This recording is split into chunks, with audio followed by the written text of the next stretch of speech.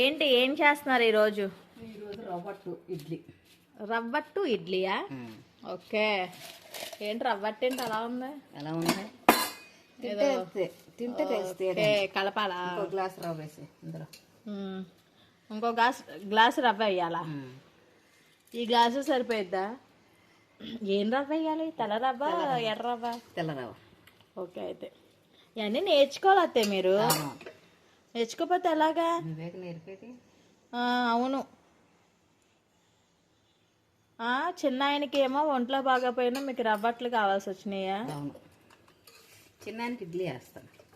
Okay. పెద్ద ఆయనకి రవ్వట్టు, కోడలికి ఏ అట్టు లేదు.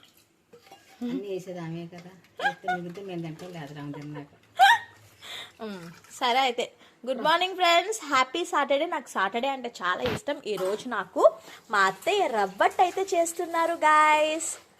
రవ్వట్ ఇలా ఉందని ఏమో కమెంట్ చేయకండి, మాది ఇలాగే ఉంటుంది, మా స్టైల్లో రవ్వట్టు మాట.